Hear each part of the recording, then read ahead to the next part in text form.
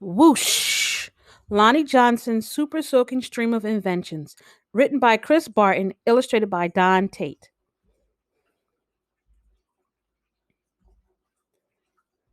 Every day brought a challenge for young Lonnie Johnson, the challenge of finding space for his stuff. Six Johnson kids squeezed into their parents' small house in Mobile, Alabama. Lonnie would have loved a workshop of his own, but there just wasn't room. There was nowhere to keep his rockets. Bamboo shooters, rubber band guns, erector sets, go kart engine, bolts and screws, and other spare parts his dad let him bring in from the shed, and various other things he hauled back from the junkyard. Lonnie loved building and creating. Ideas for inventions just kept on flowing.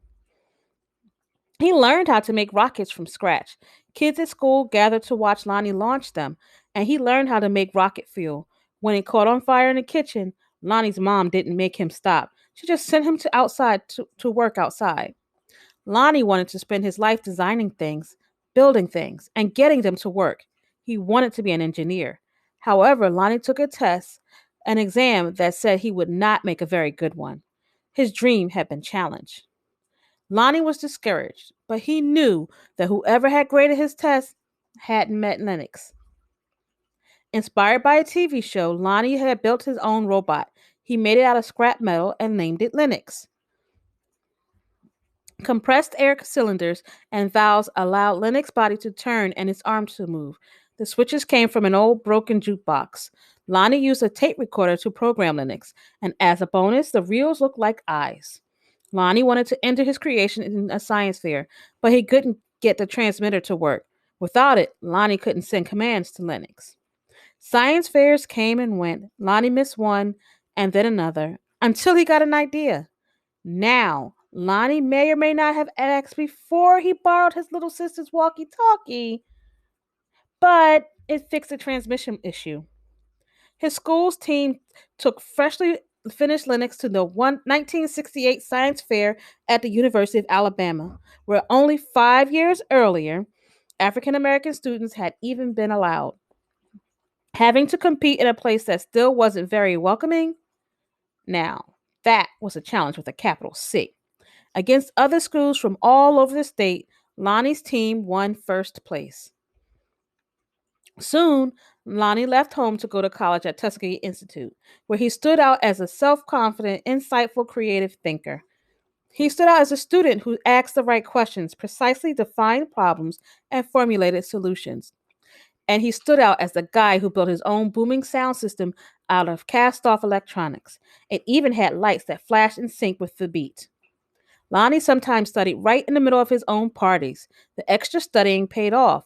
He became an engineer after graduation, and that took him beyond Alabama, way beyond.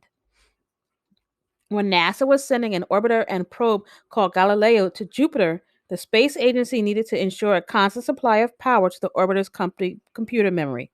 The engineer who had to figure out how to do it was Lonnie. His challenge was to come up with a lightweight backup system able to keep essential functions going in case the main power was lost. It wasn't easy. It wasn't obvious, but Lonnie had found the solution. Some of NASA's Jet Propulsion Laboratory doubted his idea would work. Lonnie convinced them that it would. He was right. As it photographed Jupiter and its moons, Galileo was supported by the power package that Lonnie had designed. Much of what we know about Jupiter could have been at risk in a power failure if it not for Lonnie. Ideas for other problems to solve just kept on flowing. They flowed whether Lonnie was working with hundreds of people at NASA or up late tinkering with his own inventions in. Finally, his own workshop. Lonnie knew the world's millions of refrigerators and air conditioners needed a new cooling system, ones that didn't use R12, a chemical that was bad for the environment. He had an idea for using water and air pressure instead. To test his idea, he made a pump and nozzle, connected them to the bathroom faucet, turned on the pump, and then whoosh! A stream that blasted across the bathroom was so powerful it created a curtain swirling breeze. It gave Lonnie an idea for yet another invention. This, he thought, would make a great water gun. First, he had to find out how to make the parts, including a pump small enough for a child to handle. Then he had to glue the parts together into a prototype, an early version with room for improvement. Finally, Lonnie tested his strange looking squirt gun at a picnic. Does, does it really work? A man asked. Sure, Lonnie said. Want to see? Lonnie worked the pump, which squeezed air into a chamber. When he pulled the trigger, the air escaped, forcing the water out with a whoosh. For a water battle to be a fair fight, there couldn't be just one of Lonnie's water guns. He needed help making more. So he went to a toy company after toy company after toy company. The word no flowed up again and again. But finally, one company said yes. It planned to make his water gun. Lonnie also had other projects: a water propelled toy airplane, two kinds of engines, and his cooling system.